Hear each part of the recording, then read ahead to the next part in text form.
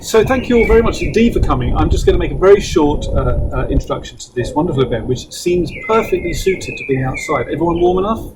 Yeah, it'll be a wonderful discussion that will certainly heat up our intellectual inquiry into the incredible synchronicity of the meeting between Suki Chan and Adrienne Chaplin. And I'd like to say it came about a little bit by chance, but that chance seems to me to be, entirely synchronous with the nature of the way that Suki's ongoing project, Conscious, has developed. So my name's Gareth Evans. I have written the text accompanying the show. I'm delighted to have done so. Many thanks indeed to Danielle and Suki for asking me to do that. But in my inquiries into the idea of art and consciousness, very early on in that process, I came across the work of Susanne Langer, a philosopher, American philosopher, particularly engaged with embodied meaning, shall we say, in art, in philosophy, of course, and in the larger sense of being in the world. Now, that's a slightly digressive way of introducing our wonderful conversationalists, Suki Chan and Adrienne Chaplin. Suki, of course, you will know, is the artist and the creator of this incredible show, Conscious. Adrienne Chaplin is a visiting research fellow at King's, and most importantly, for our purposes this evening, in terms of how I got to be in touch with Adrienne, the writer of a new book about the philosophy of Susanne Langer, which seems to me really crucial to what we are in the world now, how we should think about art, how we should think about culture, how we should think about making meaning, how we find ourselves at this particular point in very uncertain and challenging times. It seems to me that Susanne Langer's work, via Adrienne, who's just written a pioneering new study of her philosophy, it seems incredibly useful to us, as you will hear. I know nothing, I'm just skating the surface, of course, of this understanding. But our two conversationalists, both artist and philosopher, will be able to tell us much more. Many, many thanks indeed to Danielle and Nick for hosting. Thank you very much indeed for coming. Please do welcome Adrienne and Suki. Thank you very much. Yeah, thank you.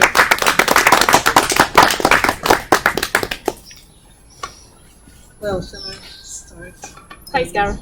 Thank you very much for the introduction. And really, I should thank Gareth and Danielle for introducing me to this wonderful artist next to me, and seeing her work, which I much admire. So what I would like to do is open the evening with a couple of observations why I admire your work so much, and then ask you a couple of questions. And I will make two observations. One is about your treatment of the topic, which clearly is a very delicate topic, and I found you've done it in a very sensitive, gentle, and most of all very respectful way. So often the topic of dementia is addressed in a third person. We talk about the person as almost a third person object. Does he take sugar? Kind of over the person. And this is the complete opposite of it. So you take the person as the center of the film. We don't even see the person. And it's just through the voice and the camera as the way the person sees it, which made me think also about the hierarchy of the senses we so often have, and vision. In philosophy we call it an ocular-centric approach. So vision is often seen as the most intellectual and also the most objective sense, but also the most objectifying. And so Sartre talks about the gaze and voyeurism, and of course the male gaze and so on. Which puts a distance between people, and you in the film do exactly the opposite. You don't talk about her, you don't show her in a distance way. You make it very intimate, and that also brings out the other senses of touch and feeling and textures. And I think some of your shots of Peggy in particular, where she was touching her skirt, was it? Yeah, and really feeling the textures. But Wendy as well, when she was touching the light switches and so on. And so feeling becomes much more important all of a sudden than the objectifying.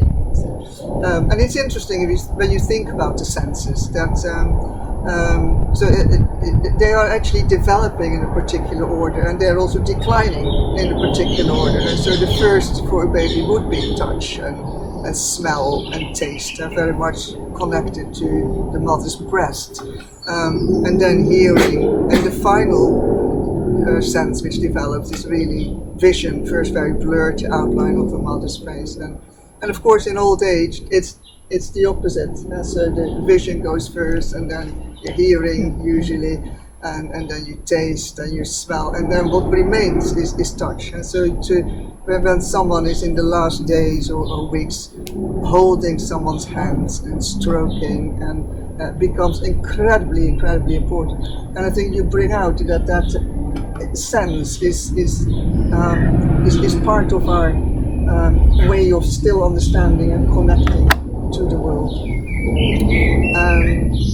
So in doing that, so touch is in a way the most intimate sense we have, but for good and worse. Of course, it's also most prone to abuse, sadly. So following from that, I think you challenge 3 Western conceptions, and I just want to say a little bit about that.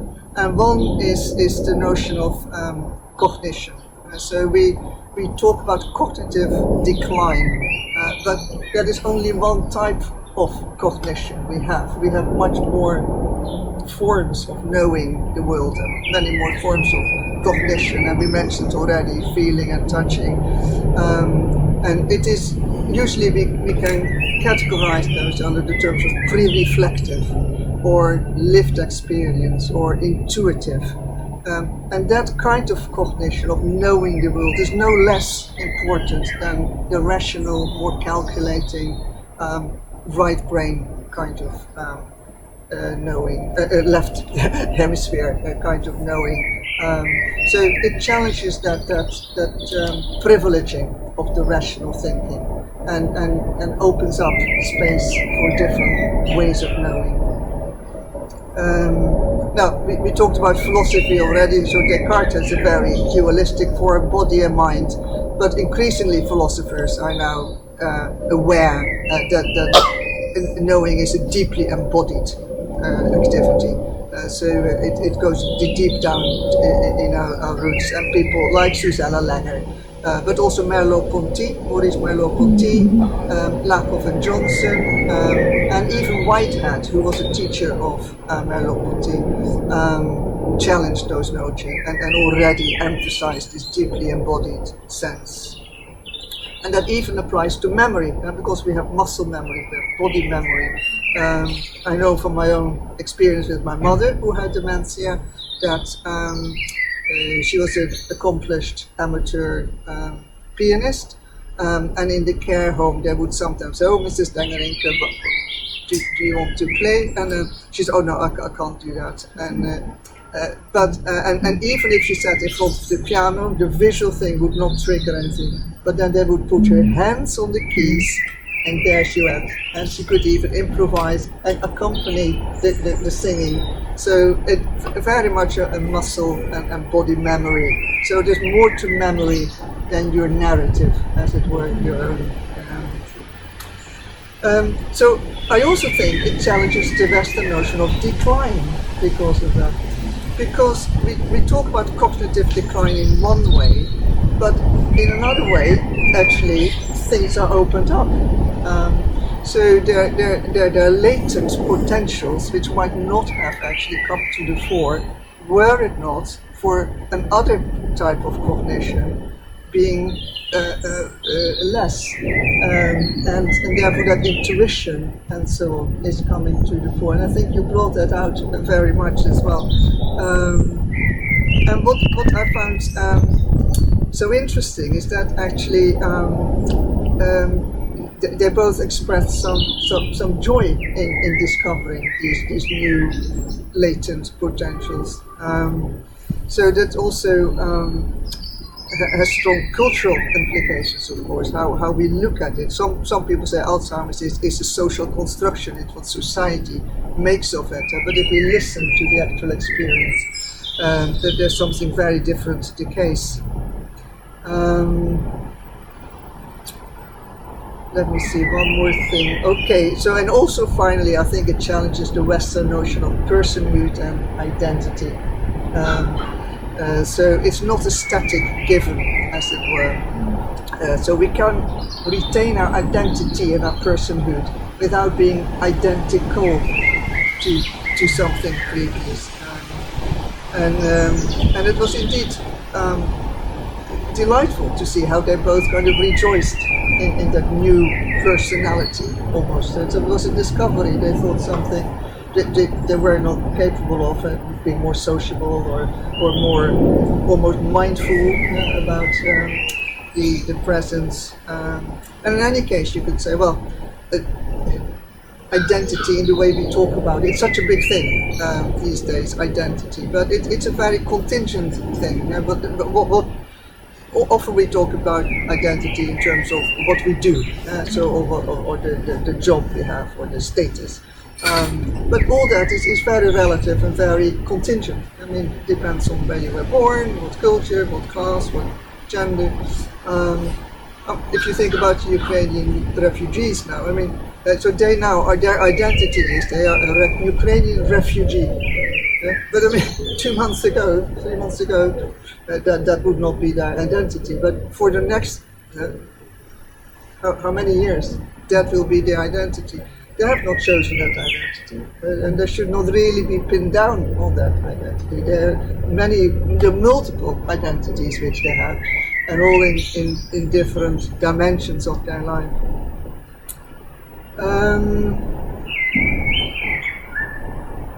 And yeah, so I thought your film brought out those challenges of cognition, identity, and decline. And the second point I wanted to make is about the medium of the film itself, because I was actually wondering whether there's any other medium which could do that as well as film.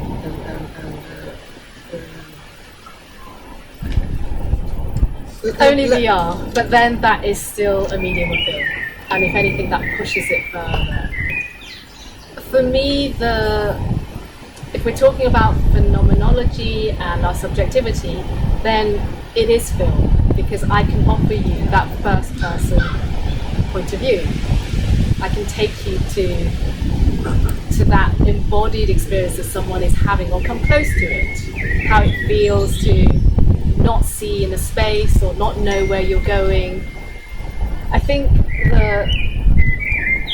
the viewpoints that you were describing with hallucinations of Begin's hands and her playing around with her skirt and being lost in the pattern of it, I observed her being lost in those patterns. But what I also saw was how I saw my grandmother's hands as a child. So the memory of my grandmother's hands and how I used to play with her skin, because I mean, I can still imagine it now. It's incredible, because she was in her 80s, I think, when I was caring for her. She lived for many years in Hong Kong, and then the family decided, or my dad decided, to bring most of the family over to England, and she was left behind. And then for many years she would say, "You need to get me over here, over to England, because I'm on my own, I'm really lonely," etc., etc. It took a very long time for her to come, and eventually when she came, she had real culture shock. She really didn't like Oxford because it was so quiet, there was nobody on the streets. But I remember looking after her and trying to engage her and take her to different places. But yeah, so her hand and the wrinkles on her hand, and how I would lift her skin, and it would stay there.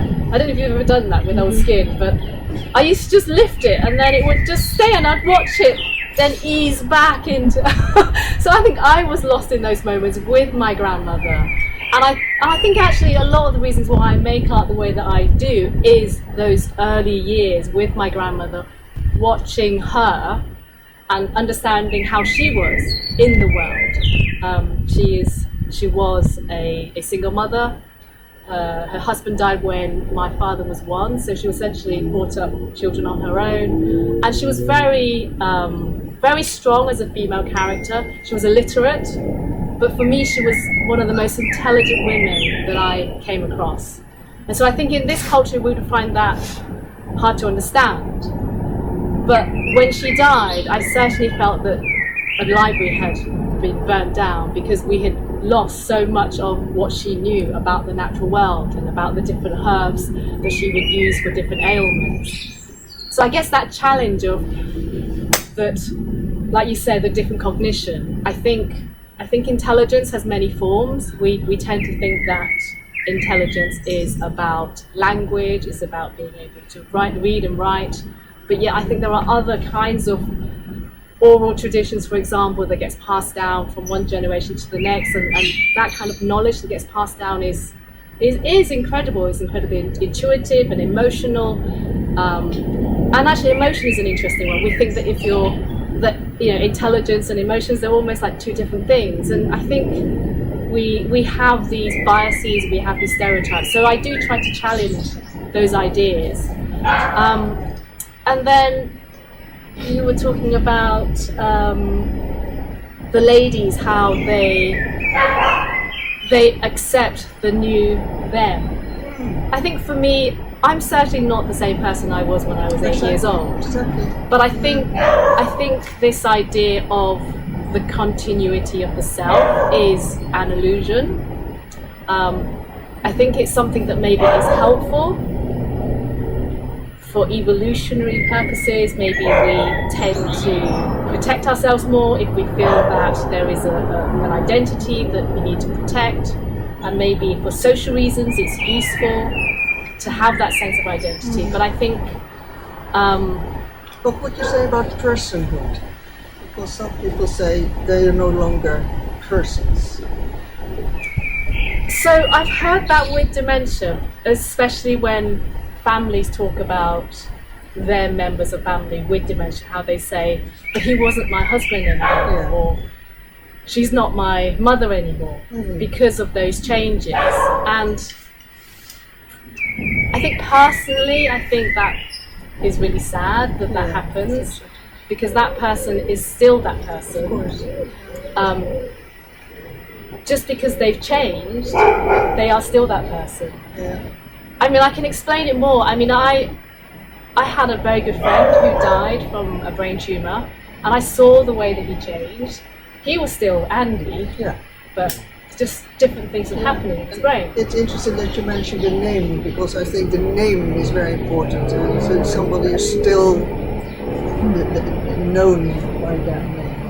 Yeah, I mean, I think if I was to lose consciousness and I wasn't able to speak, I would like to think that I am still me. I haven't gone anywhere. I might not be able to articulate myself in the way that I normally do. I might behave in a different way. I might move in a different way, but I am still that person. So what do we mean when somebody is somebody? I think we rely too much on characteristics or personalities. That's one part of the brain. Or agency and autonomy and self-sufficiency. Well, there's a very striking shot of the long tunnel where the light goes, and you can't actually quite make out when the light is going off. You feel it flicker and it comes through. But what is striking in that shot is that the music continues. So you don't actually feel that it's coming to an end. And although the light switches off, the soundtrack continues. So you almost feel, okay, that consciousness is gone, but the person is still there. And those feelings and those experiences might well be there. And that is often also the experience of carers. And that sometimes there's a short moment of lucidity, and then they often thank the person for care. So that is all continuing, even though that consciousness is gone. There's so much that we're not conscious of. Yeah, exactly. I think when I read about Chris's work, Chris Frith, who is a neuroscientist I've been in dialogue with for about 5 years, some of the early experiments that they did, that really gave him an understanding of how the mind works and what is conscious. So we might think that because we don't remember something, it didn't happen. Or there was a really good one where there was a patient who for some reason couldn't remember their recent memories. So if you met them, and you saw them again the next day, they wouldn't remember that they had met you. And so what this psychologist decided to do was, and maybe in those days you were able to do it, but when he went to shake her hand, he put a pin in between his hands, so then when he went to shake her hand, the pin would go into her hand and hurt her a little bit. She then forgot that the next day when they met for the first time. It was like they met for the first time, but then she refused to shake his hand. Interesting. And she said sometimes people like to put pins in their hands. So although she had no recollection of meeting him, she remembered that vital bit of information, which was don't shake someone's hand because there's something nasty there. And so then you start to think, well, how do we remember what we remember? And if someone doesn't remember you, what does that mean? Does that really mean they don't remember you? I mean, I guess again, I don't know, evolutionarily thinking, maybe it's important to know if somebody hurts you, but then the next time you avoid it, right? Maybe that's another part of the brain that deals with that bit that hasn't been damaged. So it's so complex, isn't it? It is, absolutely, yeah. But I think the film does bring that out, and perhaps the mode of film does as well. If I can bring in a little bit of Susanna Langer, she wrote just a tiny appendix on film in her book Feeling and Form, and that was in 1953. It was just at the beginning when the film was beginning. And she talks about different art forms as a form of virtual reality. So you create something to be perceived. And then she talks about the narrative arts and the poetic arts, who deal with different kinds of virtual reality. So the novel would focus on the past, to tell something about the past. Drama is often attends kind of towards the future, and there's a kind of sense of suspension. But film, she says, is always in the present, the here and now. And she even talks about it that the mode of film is dreaming, because the person is at the center of the experience. And therefore I think film is so ultimately suited to this kind of experience, to describe it. And to communicate it to a much larger audience, both for carers and professionals, but I think for society at large. I think it's a huge problem, and I think it can be dealt with so much more positively. So I think the film actually could provide a very, very important role in educating people about it. Another aspect is indeed therefore the community of society. How do we relate to people with dementia? And one of the things which I wasn't 100% sure in the film about is I was kind of curious about Wendy, because at one point she said, I do not want my daughters to care for me, and I don't want to go to a care home. And then I thought, well, why not? I mean, she clearly was a very independent and professional and self-sufficient person. But that sense of fear of dependency, to the point that she would rather die before she lost it all, as she said. Is that something we also have to think about in our society? I think so, definitely, because I think we tend to think that if we don't have a function, if we're not able to perform, then we are a burden to society. I totally question that idea, because I feel like society is making us feel like we need to be productive, and if we're not productive, then I don't think that's right. I think it's a huge problem when people find themselves in that position where they're no longer productive. They don't have a job. It's incredibly paralyzing. And because we have that expectation that people should be productive, they should be contributing, then it's often very unhelpful. But also, when I think about elderly people, they have been productive. They've done many years of working and paying their taxes, etc., etc. And therefore, it's really sad that people get to old age and then they suddenly feel like, well, they don't have anything to offer anyone anymore because they're retired or they lose their sense of purpose. And I often hear stories about people who retire and then the next day they die. And I think that it's almost like a conveyor belt.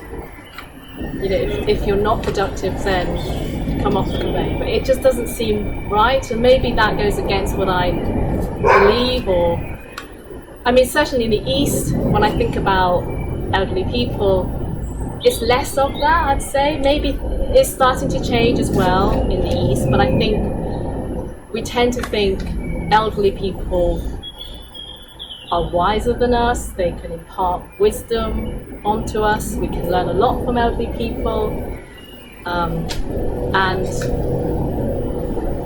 they still have a role to play within society.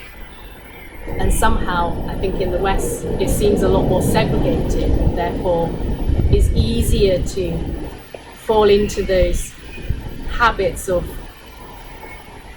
interacting with each other where you think, well, a young person isn't going to be interested in an elderly person because they're going to be more active and the elderly person slower. But I don't see those separations. And certainly my kids, they really love hanging out with elderly people and playing cards, and so I don't have that preconception at all. And the irony, of course, is that society itself suffers. I mean, anxiety is a huge problem. And the interesting thing about both Peggy and Wendy was that they said, well, we feel less anxious now, and we actually have a sense of peace. Now, this may not be the experience of all people with dementia, and I know from my mother again that she went through a phase at least where she was very anxious, losing control. But after that, she also had this kind of almost sinking into it, and they even talk about it in terms of gift. Yes. The gift of time, she said, and the gift of paying attention. I mean, it's almost a form of mindfulness.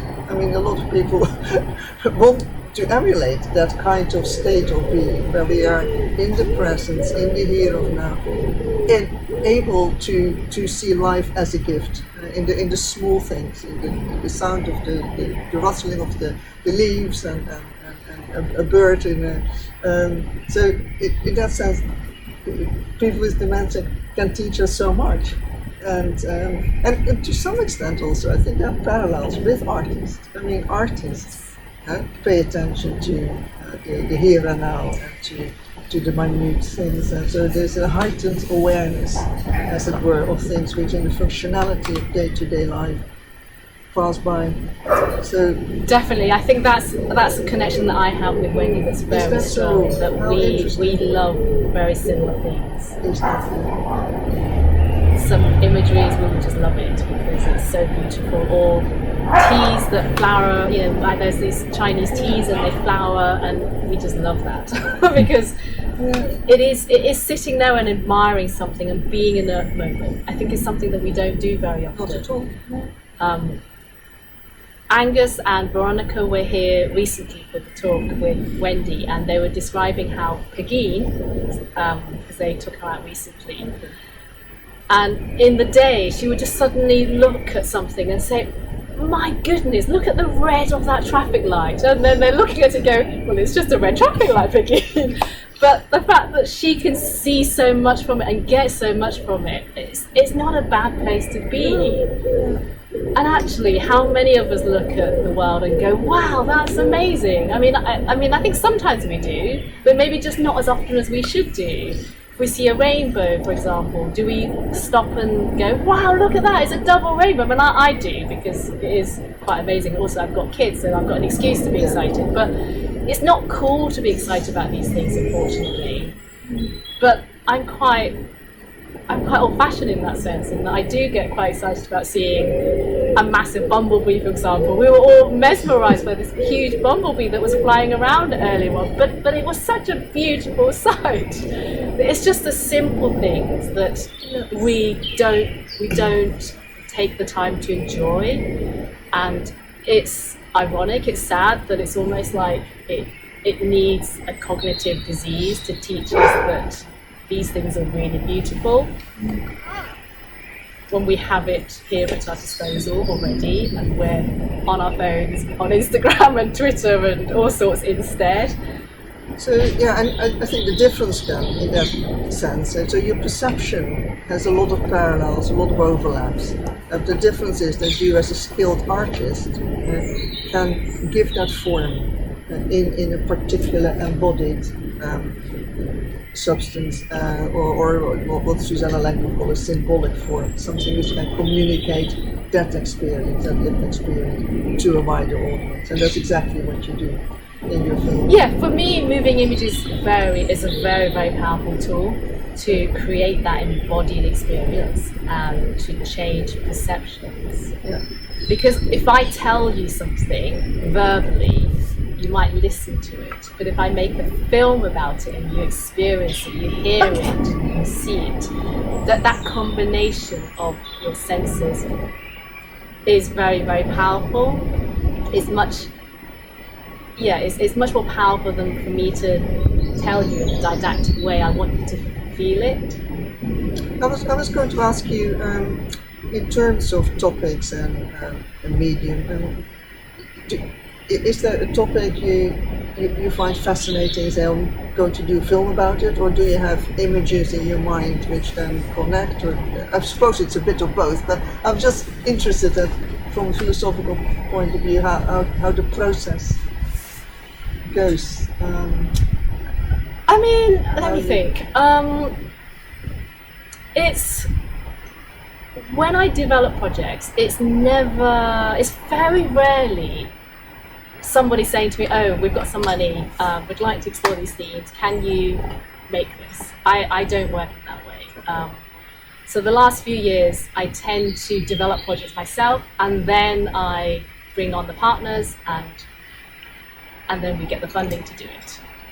I haven't always worked that way. I used to work the way what I described earlier, which is you respond, you're reactive to someone else's curatorial ideas.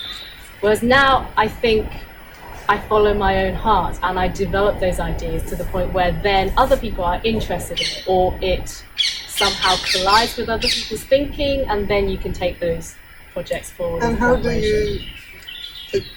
did you get to find this topic? So that was your own idea, but as an idea, was it that you say, oh, this is a social problem, I'm going to, or I find it is a fascinating problem? So it's your fascination with the problem, and then you... Okay. When I look at my work for the past 15 years, it has always been about perception and subjectivity. I think the earlier works were based on my own memories, and now it's less so, that I'm moving into more of a, you could say, narrative space, or where I'm interested in other people's memories and ideas and perceptions. I did a project about vision and perception 7 years ago. And if I hadn't done that project, I don't think I would have attempted this project about consciousness. So they are little steps. Yeah. I think about the first film that I made. It was this imagery of the starlings, a swarming of these murmurations, and how it moved as a whole. And even now it connects with the bees, and how the comparison between the neurons in the brain and bees in a colony, how they work together to make decisions. So for me it's always been there. I think I've been better at articulating it.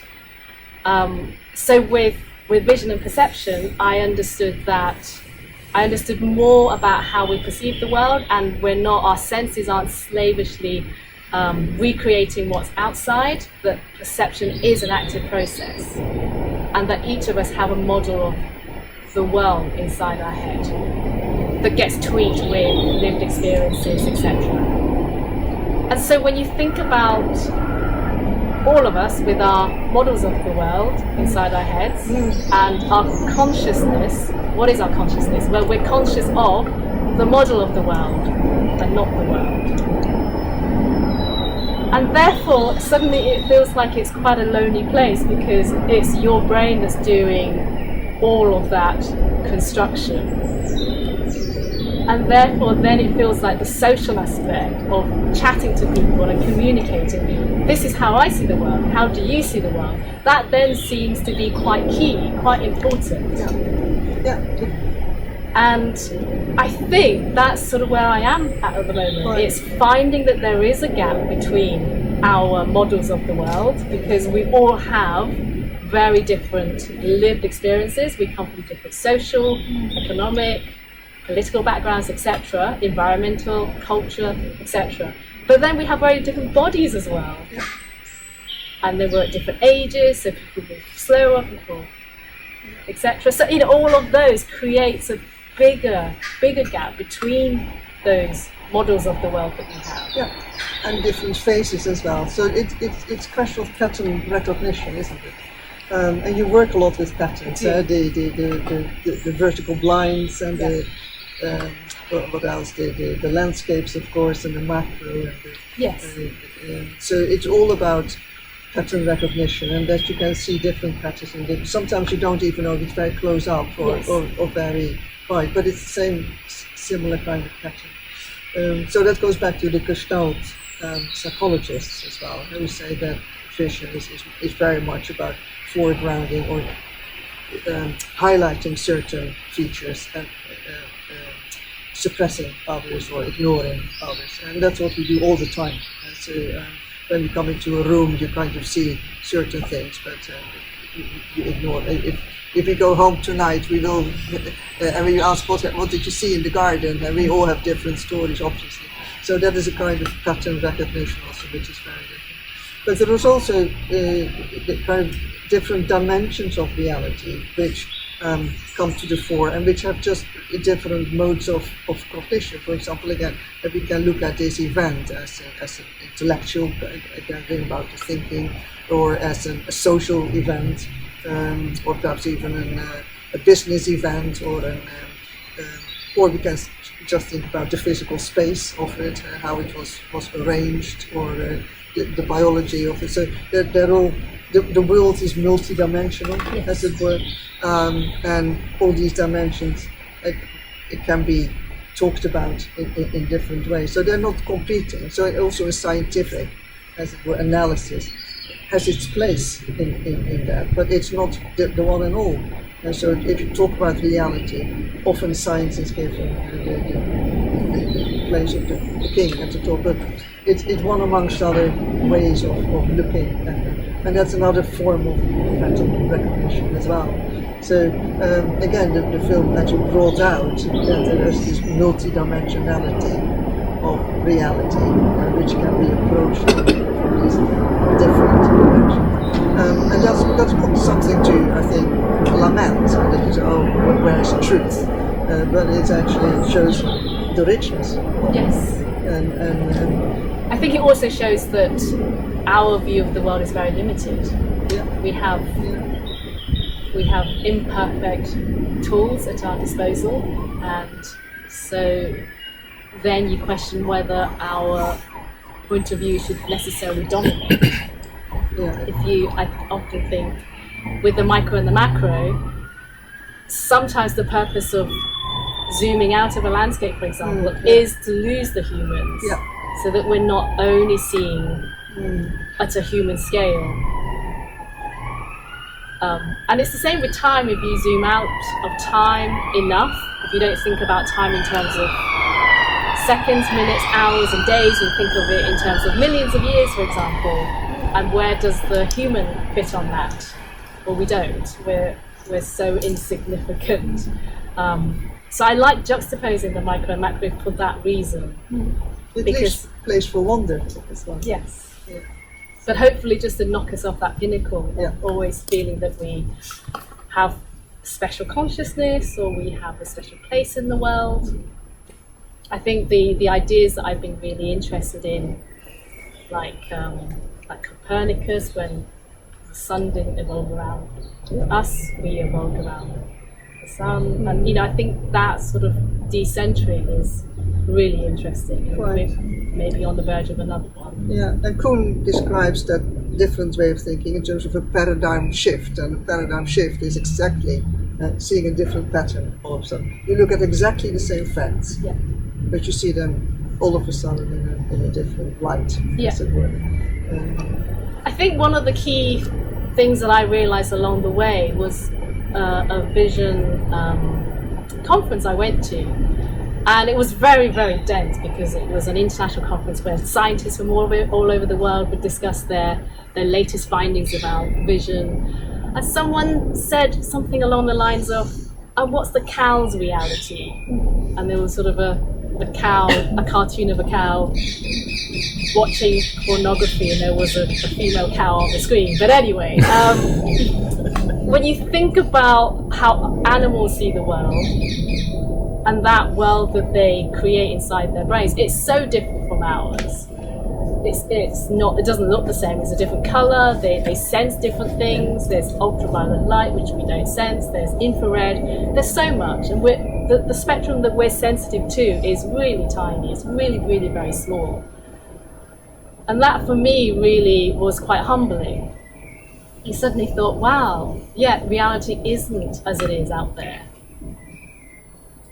It's an active process. And it also relates to the beehive, which where it is collective consciousness of the bees, as you said, which is, again, I think very relevant to the topic, because to some extent the memory of a person can be transferred to that of carriers or family members who remember for them, as it were. So we think so much in terms, we're such an individualistic society, basically. And we are dependent and interdependent creatures, ultimately. And that, again, it's something that we have to nurture, I think, and foreground more, both in normal life, but also in care and thinking about those final stages. Yeah, definitely. I think all the dialogues that I've had with scientists over the last few years, often we realise things mid-conversation. Suddenly, like the penny drops, and that's happened as a result of that interaction. It's happened between us. It hasn't happened inside one brain on its own. No. It's been a conversation. And I think that's just so beautiful. And I think that's what's quite special about us, in that we can communicate, we can collaborate, we can do things together. And in a way, that's filmmaking. I haven't made fog in my head on my own. I've had a cinematographer for certain shots. I've had a focus puller. I've had someone to light, someone to sort out the electrics and the fog. It's a collaboration. Yeah, more than and I love that about that. Often it isn't all about that. Often it's me sat in front of my computer for many hours on my own, not talking to anybody, and just writing funding applications. But there are these moments where you get together and then you can make something that you wouldn't have been able to make on your own.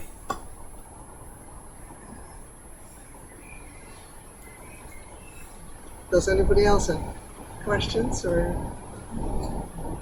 do you find that with this way of thinking, you're getting to the point where there are almost an infinite number of different realities? Actually, there are no realities. You're seeing different ways, like serendipity, like bats can see that they do it by sonic waves, and that everything is mixed up with everything. And there is no reality, except in the Buddhist concept, the only permanent thing is impermanence. And yet at the same time they strive for enlightenment. You mentioned Gestalt, and in Gestaltic Kohler's work, he recognizes that the apes actually put things in symmetrical patterns. And so there is a synergy between the ape's thinking and our thinking. And then going beyond that to Levi-Strauss and the Savage Mind, he tries to find a further development of some ultimate vision of man, doesn't he? He fails, and Morris Merleau-Ponty mentioned as well in the phenomenology of perception, where he equates the mind to the body and the body to the mind. So instead of talking about the brain, the whole of the body is the mind. And I wonder to what extent you are striving towards some sort of definition of reality that we can identify with, rather than a meaninglessness. I think there is many realities, and I think what creates reality is consensus. We agree that there is a cup here because we can see it, and because I can ask you, you will agree with me, then I go, okay, there is a cup here. I'm not hallucinating on my own. Although actually it's really interesting, the new theory of consciousness that I'm really fascinated with is that we all hallucinate. Everyone is hallucinating our reality. It's just that often it coincides with reality. So then we're fine with it. And then you get people with schizophrenia or dementia, and their hallucinations don't coincide with reality. And then therefore that connection, that social connection with them breaks. But right now we're here, we can agree that we are sitting in Danielle Arnaud's garden and having a conversation, and that's the reality that we're in. Yes. Schizophrenic also thinks that their reality is equally valid, but we don't have that consensus. Yes, and quite often I think when we argue it's because we just see reality from a very different point of view. We're probably both right, but... or the different means of verification, as it were. So interdependence is one, and we can interview everybody else if they feel they're or it can be a historic event, and you rely on witnesses.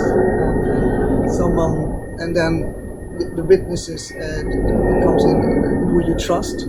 So with all the kind of alternative facts which we now have, so the bearer of the witness becomes very important. Is that someone you would trust on the whole to bear accurate witness? So yeah, there's you can measure it. We can bump into each other to see if actually physically there is a friction. So there are many different ways of verifying reality. It's in that sense, it's not pure relativistic, as it were. There are ways of, but never absolute, but up to a degree. Although I often feel that in a post-truth world, this gets very, very frightening, because we choose our truth, we choose our reality, and there's always somebody that can agree with that, and you just become more extreme in your views, and then you have algorithms that curate your feeds, and then it gets even more sort of tunnel vision, I think.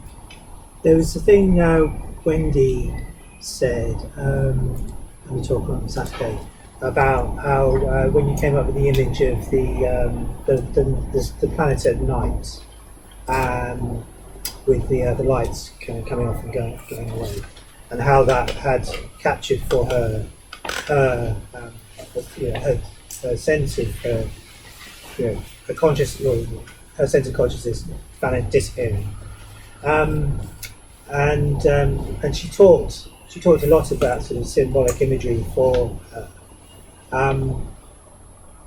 How did you? I suppose how did you come out with the symbolic language of these works? Because knowing your previous work is interesting that there are some symbols that play across from other works of yours, but here, because of the change of the type of consciousness, particularly with Lucida 2, was it Vivian, the woman 3 who was leading us, the retinal?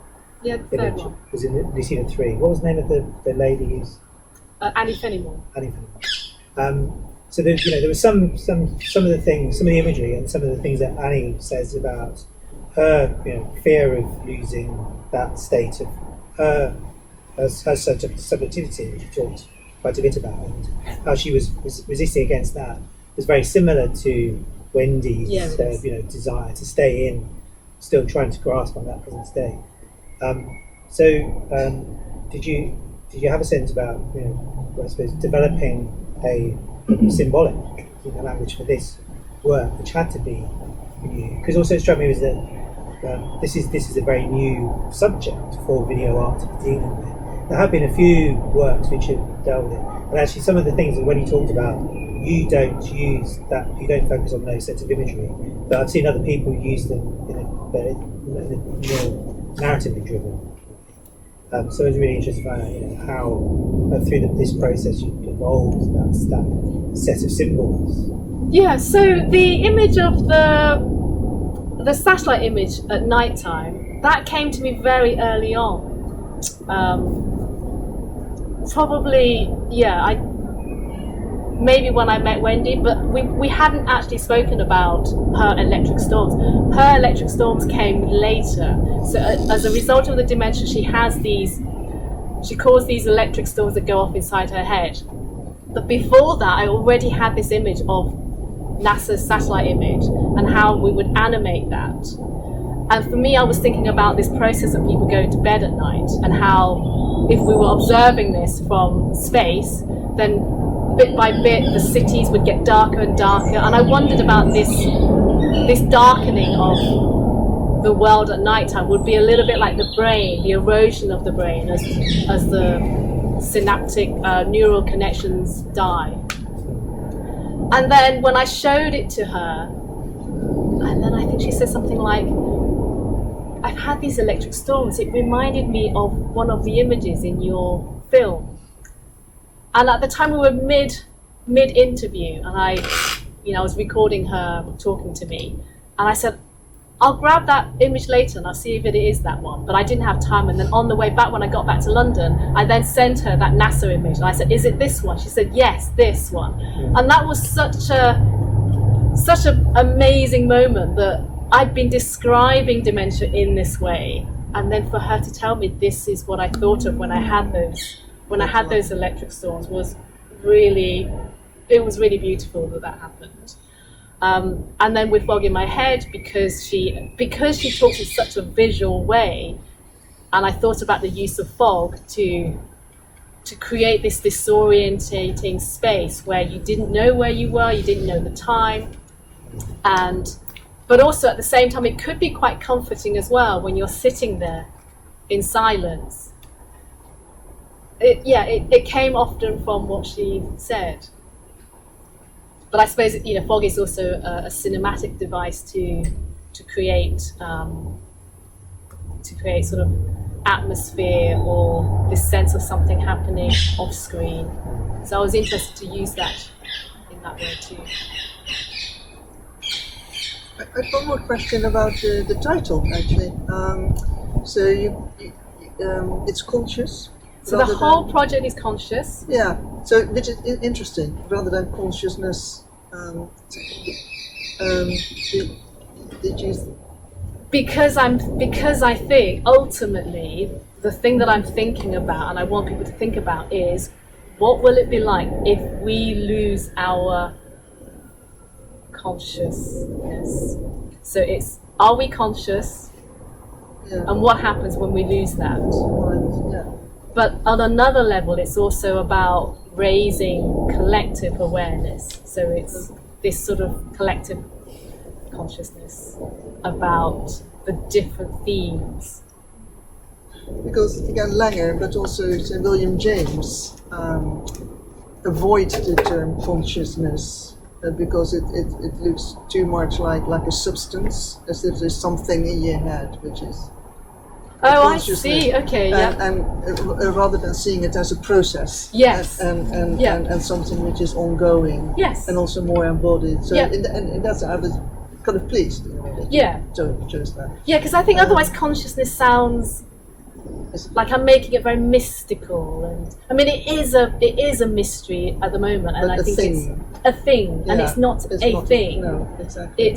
And you go in and out of it. It's phases. It's almost like digestion also. So if you have indigestion, you notice what the digestive process means. But normally it just goes on. Yeah, and somehow it's also, is it like it's also about making the person think about being conscious rather than the idea of what consciousness is. What does it feel like to be conscious, and how can I how can I make the audience aware of that process within the film, rather than me telling them this is what consciousness is, which again I think goes back to your idea of it being a thing or a substance. Which is dangerous, isn't it? Yeah, it is. So Susanna Langer talks about the process of consciousness, as it were, in terms of feeling. But for her, that is also not a noun, but a verb, feeling. And William James as well, thinking is so it's not that there is this machine there. Exactly. Yeah, and it's also more embodied. So it's part of your overall function. I think we tend to think of things as being things. It's like the Cartesian theatre. We think there's an image inside the head, but there isn't. But we make these mistakes all the time. Ophthalmologists might talk about the image on the retina being flipped the right way up again in the brain. Well, there is no image inside the brain to flip, and there is no right way up. So I think when you get to that stage, you kind of go, okay, I get it. It's not the thing, and it's not an image. It's a way of being. It's a process. It's a set of relationships between. It's a pattern of neuron activity.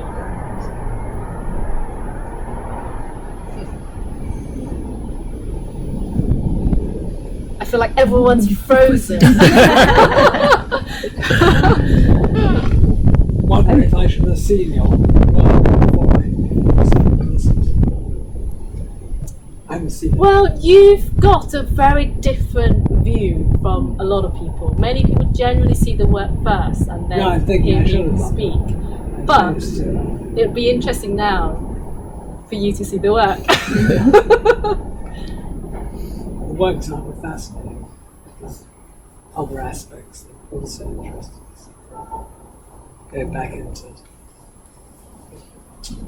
But feel free to get in touch via Danielle if you have any thoughts about anything after you've seen the work. Is there conscious before symbolic interaction? Before you can think, does conscious really exist? Or can conscious only exist once you can think, once you have symbolic? Once you have the words, that's what we were told. Yes, or symbols. Or non-verbal symbolic entities are artworks are also symbolic. Non-verbal. Or rituals are But symbolic. maybe then that's the same thing. Yes. For Susanna Langer, symbolic activity marks the difference between animals and human animals. So she would say animals can, enjoy a meal, but they cannot reflect on the pros and cons of it afterwards. So, and that would be typically human.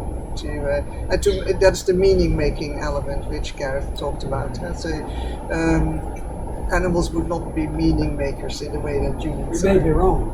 We may be wrong. Yeah, that's Because elephants mourn the death of their loved ones. You can see them mourning. And also, I mean, the definition of consciousness is really fascinating, and that is what brought me into the project. I met Chris Frith via Colin Blakemore, and Colin's someone I worked with on Lucida 7 years ago, and I met Chris at the British Association Summer Party, and because Chris has been researching consciousness for 20-30 years, we had a really fascinating conversation, and he said to me, individual bees are not conscious, but the hive is. And then he went on to tell me that dogs are not conscious, and I totally disagreed with him. And so for many months afterwards, we're still talking now. But yeah, understanding what does someone mean when they say consciousness. And some people will say, well, it's a mark of intelligence. Do you use tools? Are you able to use syntax? Are you thinking about thinking? It's some people say, are you talking about self-consciousness? that's an important distinction. And for me, what's interesting about consciousness is the feeling of being me. That's That's the idea of consciousness that resonates with me the most.